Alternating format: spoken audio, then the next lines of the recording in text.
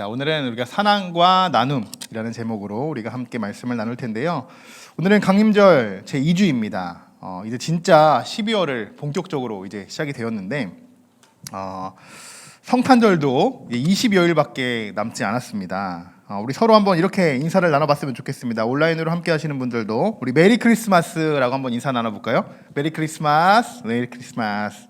네. 우리가 메리 크리스마스 우리 지난주에 한번 그 의미가 어떤 의미인가 우리가 나누어 보았죠. 정말 즐겁게 우리가 예수님을 예배합시다라는 그런 의미로 제가 말씀을 드렸습니다. 그럼 우리가 정말 즐거운 이 크리스마스를 보내며 많은 사람들은 캐롤송을 부르게 됩니다. 이런 캐롤송 여러분 잘 아실 거예요.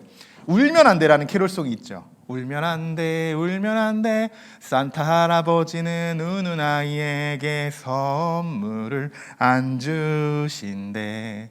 네, 이런 저도 어릴 때 많이 불렀던 그런 캐롤송 중에 하나입니다. 자, 동심의 세계로 온 것 같은 그런 느낌도 드는데요. 여러분 근데요 지금 우리가 이렇게 함께 제가 부른 이 캐롤송 울면 안 돼 이 캐롤송이 정말 캐롤송이 그럼 맞을까요? 캐롤송이? 사실은 캐롤송은 아니라는 거예요. 정말 자 한번 따져본다면 이것은 캐롤송이 아니라 그냥 크리스마스에 부르는 하나의 산타에 대한 그런 의미의 신나는 노래라는 거죠. 우리가 사실 부르는 이 캐롤송 우리가 캐롤송이라고 부르는 그 노래들 중에서는요 사실 정말 캐롤송이 아닌 그냥 일반적인 노래들이 굉장히 많습니다. 우리가 좀 아까 부른 울면 안 돼 같은 이것은 대한 산타에 대한 이야기죠. 산타에 대한. 그리고 징글벨. 징글벨도 여러분 잘 아시죠? 징글벨. 그리고 루돌프 사슴코. 이런 노래들이 있어요. 근데 우리는 다 그냥 캐롤송이라고 부르잖아요. 사실은 그렇지 않다는 거예요. 그냥 우리가 다 뭉쳐서 그냥 캐롤송이라고 부르는 거지 사실은 잘못된 표현이라는 겁니다. 분명 우리는 산타를 기념하고자 만든 그런 노래인데 성탄절날 모든 노래들이 그냥 다 복합적으로 불러진다는 것이죠. 자, 그러면 여러분들에게 한번 질문을 하나 드려보겠습니다. 여러분이 어린아이가 됐다고 한번 생각해 보시고 자, 산타 할아버지는 진짜 있을까요? 산타 할아버지? 네, 선물 받아보신 지가 오래되셔서 그런지 자, 그러면 여러분 산타 할아버지는 혹시 실제 존재했던 인물이었을까요? 조금 헷갈리시죠? 자, 산타 할아버지는 실존 인물입니다. 실존 인물. 지난주에 우리가 메리 크리스마스가 어떤지 우리가 무슨 의미인지를 알아봤다면 오늘은 산타에 대해서 우리가 먼저 한번 이야기를 나눠보려고 해요. 산타.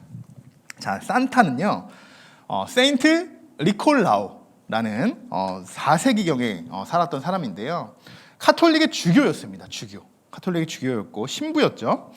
선행을 베푸는 것으로 굉장히 유명한 그런 주교였다고 해요. 어느 날이었대요. 그가 이전과 같이 늘 선행을 베푸던 그런 시기에 아주 가난한 세 자매가 살고 있는 그런 집이 있었답니다.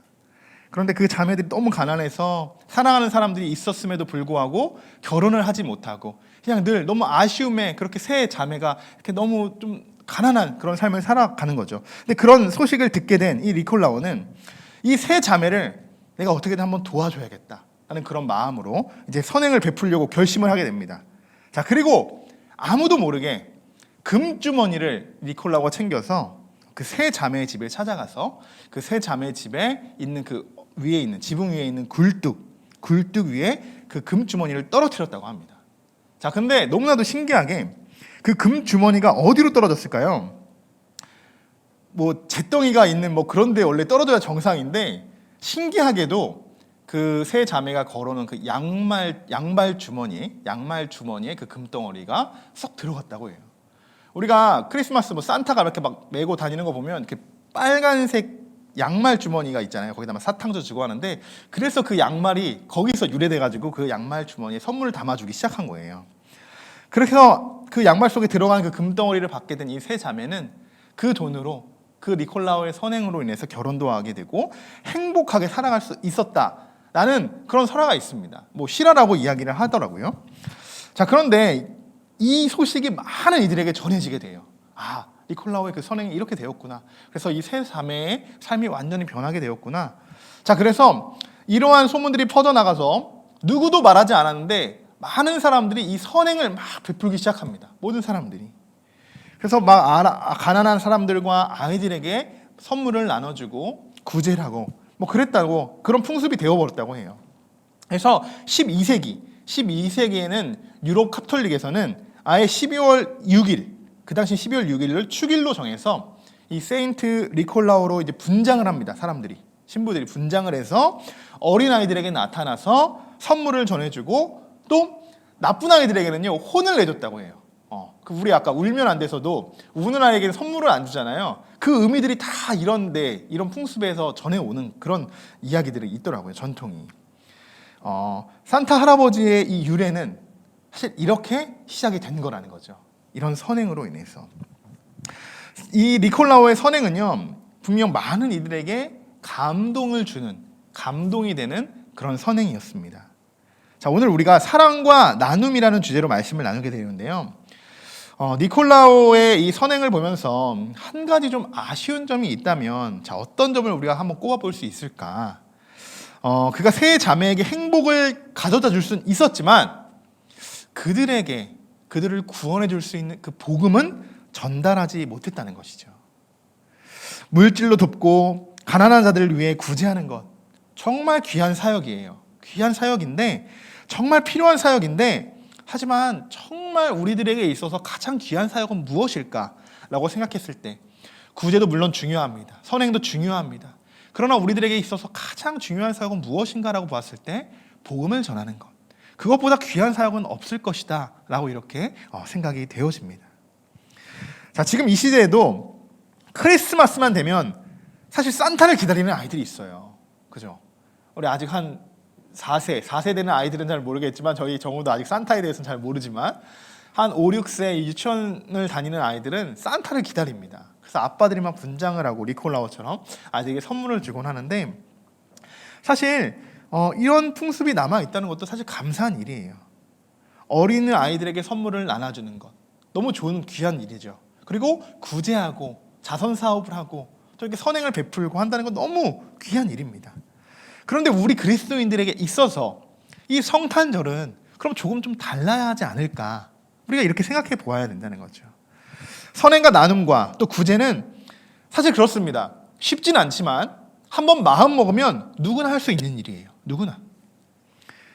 그리스도인이건 그렇지 않건 우리가 그 마음을 한번 먹기가 힘들지, 마음 먹으면 누구나 할 수 있다는 거예요. 자, 그럼 우리 그리스도인들에게 있어서 그럼 사랑과 나눔은 무엇일까? 우리들에게 있어서 우리들이 나눌 수 있는 사랑은 여러분 어떤 사랑입니까? 여러분들은 무엇을 이웃들과 또 나누시겠습니까? 오늘 우리가 살펴보고자 하는 것이 바로 이 말씀이에요. 결론적으로 제가 말씀을 드린다면 우리 세상 사람들이 나누어 줄 수 없는 것, 우리는 세상 사람들이 나누어 줄 수 없는 그 이상을 나눌 수 있는 사람들, 그 사람들이 바로 우리 그리스도인들이라는 것입니다. 오늘 본문을 보시면요, 예수님과 제자들의 나눔의 장면이 나와요. 나눔의 장면. 이것을 우리는 최후의 만찬이라고 많이 알려져 있죠. 자, 우리 함께 14절과 15절의 말씀을 우리 같이 한번 읽어보겠습니다. 때가 이름에 예수께서 사도들과 함께 앉아 이르시되 내가 고난을 받기 전에 너희와 함께 이 유월절 먹기를 원하고 원하였노라. 아멘. 자, 예수님은 잔을 받으시고 감사 기도를 하신 후에 제자들에게 이것을 가져다가 너희끼리 나누라 이렇게 말씀하십니다. 그리고 이어서 떡을 집으셔요. 떡을 집으시고 말씀이 하나 더 있는 것 같은데 우리 같이 한번 요 16절도 한번 같이 읽어보겠습니다. 내가 너희에게 이르노니 이 유월절이 하나님의 나라에서 이루기까지 다시 먹지 아니하리라 하시고, 네, 여기까지 읽어야 우리가 좀 이해가 되실 거예요. 잔을 받으시고 그것을 제자들에게 나누시고, 그리고 그 다음에 떡을 잡으시고 감사 기도를 하신 후에 그 떡 또한 제자들에게 나누십니다. 그리고 이렇게 말씀하시죠. 이것은 너희를 위하여 주는 내 몸이라. 너희는 이를 행하여 나를 기념하라. 이렇게 말씀하십니다. 자, 그렇게 떡을 나누고 또 이어서 잔을 드시며 똑같이 기도하고 제자들에게 말씀하시는 거예요. 이 잔은 내 피로 세우는 내 언약, 새 언약이니 너희를 붓는 것이다. 너희를 위하여 붓는 것이라. 참 굉장한 의미들이 이 말씀 안에 담겨져 있습니다. 사실 우리가 이거 잘 알고 있는 이 최후의 만찬은요, 우리는 사실 최후의 만찬이라고 부르지 않죠. 우리는 성만찬 예식이라고 부릅니다. 이것을 우리 교회에서는. 여러분, 이 교회에서 예수님께서 나누어 주신 이 성만찬에 대한 이 의미는요, 이것이 우리에게는 정말 예수 그리스도의 진정한 사랑과 나눔이라는 것, 여러분 그 사실을 믿으시길 바랍니다. 제가 앞서 말씀드린 것처럼요, 우리 그리스도인들이 나누는 사랑은 세상에서 말하는 그 사랑과는 완전히 다른 사랑이에요. 완전히 다릅니다. 이것은 너희를 위하여 주는 내 몸이라 라고 말씀하시면서 나누셨어요. 그런데 제자들은요, 여러분 제자들이 사실 당시 어떤지 아십니까? 만찬을 즐기느라 사실 정신이 없습니다. 예수님이 이렇게 내 몸이라 하고 너희들을 위해 나누는 것이다 이렇게 이야기하지만 제자들은 만찬을 즐기느라 정신이 없어요. 그 말이 무슨 말인지도 이해하지 못해요. 예수님이 오늘따라 왜 이런 말씀을 하시는지 한 명도 의심하는 그런 자들이 없습니다. 사실 이런 모습도 우리들의 모습이라는 거예요. 성만찬의 진짜 의미를 알지 못하고 식탁의 자리에만 참여해 그것을 먹고 마시고 즐기려고 하는 그런 우리들, 이런 우리들이 우리들의 모습입니다.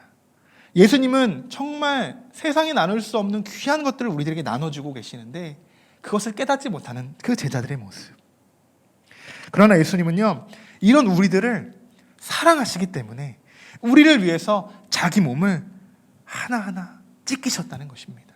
찢어 우리에게 또 나눠주셨다는 것입니다. 우리가 아직 죄인 되었을 때 그리스도께서 우리를 위하여 죽으심으로 하나님께서 우리에 대한 자기의 사랑을 확증하셨느니라, 이런 말씀이 있죠.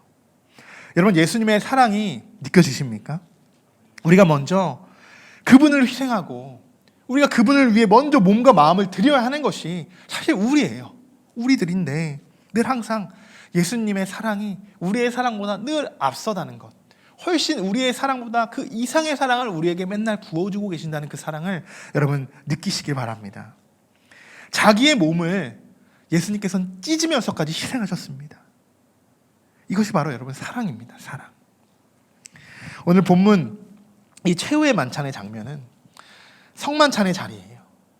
우리도 이번 이제 성탄 감사 예배를 준비하면서 우리가 성만찬을 가질 텐데요. 이 성만찬이라는 것은 저는 사실 어렸을 때는 성찬식을 참여했죠. 늘 대부분의 교회는 이제 매월 한 번씩 첫 주에 성만찬을 대부분 하게 되는데 어렸을 때는 그래요. 성만찬에 대한 의미는 잘 몰랐어요. 이것에 대한 진정한 의미를 잘 몰랐어요. 그래서 저는 개인적으로 카스테라를 참 좋아해요. 카스테라를 참 좋아하는데 성찬식을 하는 날이 기다려졌어요. 네. 왜 기다려졌는지, 포도주랑 카스테라를 먹으면 얼마나 맛있는지, 네. 유일하게 사실은 뭐 포도 주스가 섞여 있는 그 포도주지만 카스테라를 입에 물고 그 포도 주스를 딱 막을 때 그의 그 환상적인 그 조화, 여러분도 아실 겁니다. 그래서 얼마나 맛있는지, 성찬식을 하는 성찬식은 카스테라를 먹는 날이다, 맛있는 빵을 먹는 날이다, 그렇게 어릴 때는 기억하고 그 시간을 보냈습니다. 네, 저만 그랬던 것 같은 느낌이 있긴 한데 여러분도 비슷하지 않을까 이렇게 한번 생각이 되어지는데, 여러분은 정말 우리 모두는 정말 그럼 성만찬에 대한 의미를 우리가 정말 제대로 알고 그 성만찬의 의미, 그 예식을 우리가 참여하고 있을까요? 그래서 목회자들이 이 몸은 예수 그리스도를 우리를 위해 찢으신 예수 그리스도의 몸입니다. 이 피는 우리를 위해 흘리신 예수 그리스도의 피입니다. 먹고 마시고 나누십시오. 그저 우리가 하나의 작은 그런 의미들만 우리가 머릿속에 기억하고 우리가 그것을 마시고 먹는 것은 아닌지, 그렇게 또 생각해 보는 그런 자리가 될 것 같아요. 성만찬이라는 의미는요, 사실 신학적으로 들어가면 굉장히 복잡합니다. 종교 개혁자들도요, 다 주제가 달라요. 그래서 그러면 우리가 한번 성만찬을 우리가 25일날 가지기 전에 한번 성만찬은 어떤 의미를 담고 있고 또 종교 개혁자들은 성만찬에 대해서 어떻게 주장하고 있는지 우리가 한번 그 의미들을 조금 나눠보려고 합니다. 여러분 잘 아시는 종교 개혁자 중에 아주 유명한 루터죠. 루터는 이렇게 말하고 있어요. 그리스도의 몸이 성찬 물질에 있는 곳에 현실로 임재한다라는 그런 공제선을 주장합니다. 무슨 말인지 아시죠? 실제로 이 빵과 이 피에 예수 그리스도가 임재한다는 거예요. 그렇게 주장하고 있어요. 자, 그리고 두 번째, 쯔빙글리라는 개혁자인데요. 성만찬에 사용되는 이 빵과 포도주는 그리스도의 희생의 단순한 기념을 위한 표시이다. 그리고 그리스도의 구속 행동을 회상케 할 뿐이다. 루터랑 완전히 반대되죠. 루터는 아예 이것에 임재한다. 이 성만찬에 대한 이 물질에 완전히 임재한다고 이야기하지만 쯔빙글리는 그렇게 이야기하지 않습니다. 그냥 기념하는 것이다. 이렇게 이야기해요. 자, 그리고 칼빈은 이렇게 이야기합니다. 성만찬은 외형적인 표시로서 우리를 향한 하나님의 은혜의 증거이며 또 한편으로는 하나님을 향한 우리의 입증이다. 어떻게 보면 좀 신앙적인 고백이 담겨있는 그런 성만찬의 의미가 있죠. 자, 분명 아주 유명한 이 세 명의 이 신학적인 이 종교 개혁자들의 이 주장을 보면 완전히 달라요. 이 세 명의 주장도 뭔가 우리가 좀 신학 공부를 하는 것 같은 그런 느낌도 들죠. 자, 보시면 세 명 중에 누구의 말이 맞고 누구의 말이 틀리다. 우리는 이렇게 또 얘기할 수 없어요. 이렇게 말할 수는 없지만 저는 그렇게 생각합니다. 오늘날 우리들의 현대 교회에 있어서 이 성만찬에 대한 의미는 우리가 좀 더 폭넓고 크게 바라볼 수 있는 그런 견해가 있어야 된다라는 주장입니다. 자, 오늘날 현대 교회에서는요, 많은 의미의 성만찬 예식을 행하면서 많은 의미를 담고 있어요. 그 안에서 실제로도. 자, 이런 견해들이 있어요. 크게 한 5가지 정도로 나눌 수 있는데요. 감사의 예전으로서의 성만찬을 우리가 드린다는 거예요. 우리의 감사를 성만찬으로서 우리가 하나님께 드리는 거죠. 그리고 두 번째는 그리스도와의 연합의 의미로 성만찬을 또 드립니다. 그리고 회상으로서, 아까 말씀드렸죠. 우리 세 번째 칼빈에 대한 그런 신학적인 의미가 담겨있는 회상으로서의 성만찬. 그리고 희생제로서의 성만찬. 이것은 어떻게 보면 좀 루터와 비슷한 그런 성만찬의 의미가 되지 않을까. 그리고 공동체의 모체로서의 성만찬. 우리 그리스도의 중심으로 하나가 되고자 하는 그런 공동체가 되고자 하는 그런 의미의 성만찬. 좀 넓은 의미의 성만찬들이 우리 지금 현대 교회에서는 드려지고 있습니다. 사실 이뿐만이 아니에요. 훨씬 더 많은 신학적인 의미를 성만찬 안에서 어떻게 보면 녹여드릴 수 있습니다. 그 안에서 많은 의미를 찾아볼 수 있어요. 그래서 국한하지 않는다는 거죠. 자, 오늘은 이 정도만 해야 될 것 같아요. 성만찬을 신학 수업을 하는 것이 아니기 때문에 숙제를 내줘야 할 것 같은 뭐 그런 느낌이 드는데 그렇지 않습니다. 우리가 많이 사실 더 깊이 들어가면 더 좋긴 하겠지만 오늘 말씀을 나누는 시간이니까 더 깊이는 들어가진 못하겠지만 성만찬이 오늘날 우리들에게 주는 그런 의미들은 우리가 무엇인가? 이것을 오늘 한마디로 우리가 정리해 본다면 앞서도 말씀드렸지만 이 성만찬의 예식은요, 예수 그리스도께서 진정한 사랑과 나눔에 대한 것을 우리들에게 보여주신다는 거예요. 이 성만찬이. 그래서 오늘 뭐 성만찬 하나? 나는 그런 날도 아닌데 성만찬에 대한 메시지를 전하는 것이 바로 사랑과 나눔의 그 진정한 메시지가 성만찬에 포함되어 있기 때문에 오늘 여러분들에게 이런 말씀을 드리는 것입니다. 여러분, 예수님께서 예수님의 살과 피를 우리들에게 나눠주셨습니다. 여러분들은 그것을 먹고 마신 거예요. 우리는 그것을 먹고 마시고 자라는 거예요. 자, 우리 한번 20절의 말씀인데요. 같이 한번 읽어볼까요? 우리 성경을 보고 같이 한번 읽어보겠습니다. 저녁 먹은 후에 잔도 그와 같이 하여 이르시되 이 잔은 내 피로 세우는 새 언약이니 곧 너희를 위하여 붓는 것이라. 아멘. 너희를 위하여 붓는 것이다. 이렇게 이야기하고 있습니다. 자, 이것이 원뜻은 이래요. 너희를 위하여 흘리는 것이다 라고 이야기하는 것입니다. 붓는 것이 무슨 말씀인지 아시겠죠? 이것은 새 언약이라고 말합니다. 예수 그리스도의 그 십자가의 보혈을 말하는 것이에요. 십자가의 보혈을. 이 사건은요, 바로 하나님께서 우리에 대한 자기의 사랑을 확증시키는 그 사건이 되는 것이죠. 그 사건이. 이것을 지금 예수님께서는 미리 예언하시고 말씀하시는 거예요. 제자들에게. 우리는 예수님의 사랑을 나눔받은 자들입니다, 여러분. 그 사랑을 나눔받은 자들이에요. 그러면 이제 우리들은 어떤 삶을 우리가 살아가야 하는 것일까요? 우리도 받은 것을 나누며 살아가야 된다는 것입니다. 우리가 예수님께 나눠받은 떡과 포도주, 이것을 다른 사람들에게 우리가 똑같이 동일하게 나눠주는 것이 지금 현대 우리들에게 있어 우리들이 해야 한 역할이라는 것입니다. 오늘 제가 말씀을 시작하면서 우리 그리스도인들에게 있어서 정말 사랑과 이 나눔은 그럼 어떤 의미가 있을까요? 라고 제가 물었습니다. 우리들이 나눌 수 있는 사랑은 어떤 사랑입니까? 이 질문.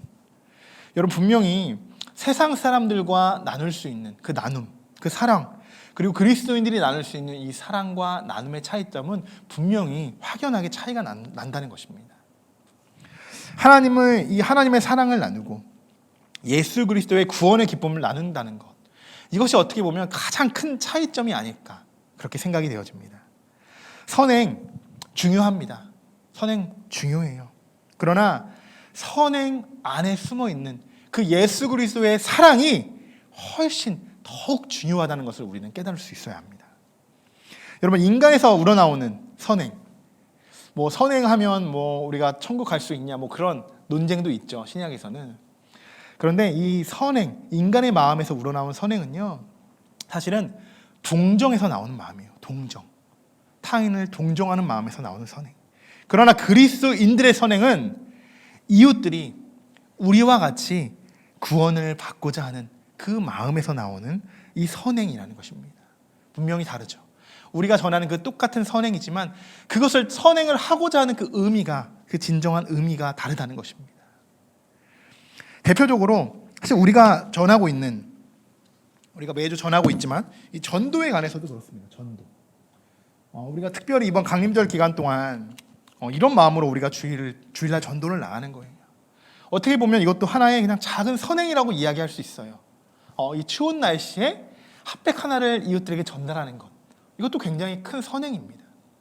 그런데 우리가 그 선행을 하는 그 마음, 우리가 그걸 이웃들에게 나누는 그 마음이 어떠냐는 거예요. 우리 그리스도인들의 마음. 그들이 그 핫팩으로 인해서, 그렇죠, 예수님에 대한 좀 관심이 생기고자 하는 그런 마음들, 그리고 그들이 다시 믿지 않았던 사람들은 다시 한번 예수님에 대한 관심이 생겼으면 좋겠고, 그리고 믿었던 자들이 다시 한번 하나님을 붙들고자 하는 그런 마음들이 생기고자 하는 그런 갈망들, 정말 소망들이 우리 안에 있어서 우리가 그 핫팩 안에 그런 마음들을 우리가 같이 전하는 거 아니겠습니까? 그들도 정말 우리 같이 구원받고 하나님의 나라에 가기를 원하는 그런 마음으로 우리가 전도해야 하는 것 아닐까요? 사랑하는 성도 여러분, 우리는 하나님의 사랑이 분명히 어떠한 사랑인지 우리는 분명히 알고 있는 자들이에요. 얼마나 그 사랑이 귀한 사랑인지, 얼마나 충만한 사랑인지 우리는 잘 알고 있습니다. 여러분 아시죠? 여러분 삶 속에서 우리가 정말 하나님의 사랑을 우리가 늘 받으며 살아가고 있잖아요. 이것이 얼마나 감사하고 귀합니까? 예수님이 나눠주신 이 떡과 포도주를 마신 우리도 이제 우리가 살아가는 세상 속에서 이웃들과 정말 하나님의 사랑을 나누는 그런 귀한 삶을 살아가시길 주님의 이름으로 축원합니다. 이번 주에는 제가 이제 사랑과 나눔이라는 주제로 말씀을 묵상하다가 하나님이 참 은혜를 주셨어요. 저의 삶에 특별히 감사한 일들이 정말 많았던 한 주였습니다. 그것을 제가 여러분들에게 작은 간증 아닌 간증을 하고 오늘 말씀 마칠 텐데요. 이번 한 주는 사랑과 이 나눔에 대한 이것을 직접적으로 제가 경험할 수 있었던 한 주였습니다. 자, 첫 번째 뭐냐? 제가 앞서 이제 광고에서도 말씀드렸듯이 윤선 디자인을 통한 이 난방비 지원 이벤트였어요. 사실 지난달 11월 18일이었습니다. 이제 이 윤선 디자인에서 알람이 하나 왔어요. 카카오톡으로 알람이 하나 왔는데 이런 내용이었습니다. 개척교회에 난방비를 후원합니다 라는 제목으로 알람이 왔어요. 총 15교회에 매달 5만 원씩 4개월간 지원하는 이벤트였습니다. 귀한 사역이죠. 너무. 저는 그래서 이 메시지를 받자마자 바로 신청을 했습니다. 이벤트를 바로 신청했어요. 근데 이제 거기 사연을 적는欄이 있어요. 그래서 여러 교회들이 있겠죠. 여러 교회마다 사연이 다르겠지만 저희 교회에 대해서 이렇게 또 구체적으로 이렇게 또 1년도 아직 채 안 된 교회에서 처음 겨울 나는 그런 아주 작은 비전교회입니다. 그런데 여러 가지의 사연을 적어서 보냈습니다. 그런데 너무 감사하게 연락이 온 거예요. 이번 주에 선정이 되었습니다. 너무 감사하죠. 너무 감사하죠. 사실은 제가 아는 교회만 해도 정말 여러 교회들이 신청했고 뭐 세보진 않았지만 정말 몇백 개 그 이상의 교회들이 신청을 했을 거예요. 아주 큰 회사이기 때문에. 그런데 그 안에서도 이 15교회 중에 정말 함께하는 교회가 선정이 되었다는 것은 정말 하나님이 많이 우리 교회를 사랑하시는구나. 나는 그 사랑을 느끼게 되었습니다. 너무 감사하죠. 저희가 이제 앞으로 어떻게 해야 되겠습니까? 또 받은 사랑을 나눠야 되겠죠. 그래서 이 윤선 디자인, 여러분들이 디자인을 하실 뭐 이건 없겠지만 우리가 윤선 디자인을 위해서 더욱더 기도해 줬으면 좋겠어요. 우리가 후원할 수 있는 건 기도밖에 없잖아요. 이 사업 하시는 우리 윤선 디자인 대표님과 그의 모든 직원들이 정말 하나님을 이렇게 열심히 사역하는 그 모든 직원들이 정말 하나님의 사랑으로 더욱더 축복받는 그런 한 명 한 명이 되었으면 좋겠습니다. 우리가 열심히 함께 기도하고 중보하도록 하겠습니다. 자, 그리고 두 번째는요. 또 이런 일도 있었어요. 우리 이제 생명샘이라는 선교회가 있는데 이 선교회는요. 교회를 이렇게 꾸며주고 인테리어를 도와주고 이런 업체라 이제 선교회인데 저희 교회 이 강단과 지금 유아실 바닥도 공사를 같이 이렇게 인테리어를 섬겨주셨어요. 그 팀에서. 그런데 거기 선교회에 소속된 권사님 한 분에게 연락이 왔습니다. 그래서 어떻게 지내십니까? 목사님 이렇게 연락이 와서 이야기하던 중에 그러더라고요. 그 권사님의 아시는 분이 이렇게 장사를 시작하셨는데 그분이 이제 첫 손님에게 받은 그 헌금을 헌금하고 싶다라고 이렇게 연락을 했다고 합니다. 그래서 선교회에 있으시니까 권사님께서 좋은 교회에 이렇게 헌금을 전달해 주셨으면 좋겠습니다라고 이렇게 연락이 왔다고 합니다. 그래서 그분이 권사님이 두 분의 그런 이야기를 나누시다가 저희 교회가 이제 생각이 났다고 하더라고요.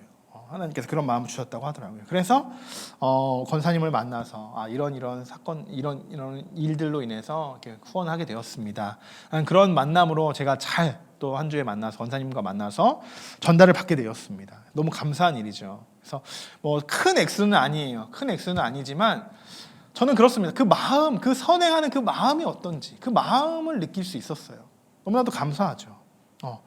우리 권사님께서는 비밀은 아니니까 그 인계동에서 꽈배기집을 하시는 권사님이십니다. 자미당이라는 꽈배기집을 하시는 분이신데 그래서 11월에 이 수입을 보내주셨더라고요. 그래서 하루만 아닌. 그래서 정말 우리 권사님을 위해서도 여러분 혹시나 수원 인계동에 가셔서 꽈배기가 드시고 싶으시면 우리 자미당을 이용해 주시면 좋겠습니다. 저도 그 선교원금을 받자마자 자미당으로 갔습니다. 가서 제가 이만큼 꽈배기를 사와서 배 터지게 그날은 꽈배기만 먹었는데 너무 감사하더라고요. 그렇게 아직 열심히 일하고 또 그것을 위해서 또 교회에 헌신하는 그런 분들이 있어서 아직도 너무나도 따뜻한 그런 이번 12월이고 또 성탄절을 맞이하는 것이 아닐까 이렇게 생각이 되었습니다. 그렇습니다. 제가 윤선 디자인에 대한 아무도 몰라요. 거기에 대한 직원들도 모르고 대표도 모릅니다. 개인적으로 아는 분도 없어요. 그리고 또 선교해 주신 분도 그 대표님도 전혀 제가 아는 분이 아니에요. 근데 하나님께서는 그분들을 통해서 하나님의 사역을, 하나님의 일을 계속적으로 하고 계신다는 거예요. 하나님께서는. 이것이 여러분 그렇습니다. 세상과 우리 그리스도의 이 나눔의 차이점이라고 생각해요.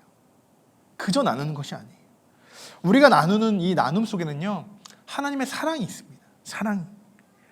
그들의 나누는 그들의 마음은 어떻겠습니까? 코로나는 분명 어려운 교회들이 많았을 텐데 어려움을 겪을 텐데 내가 도울 수 있는 것은 무엇일까? 우리 회사가 도울 수 있는 것은 무엇일까?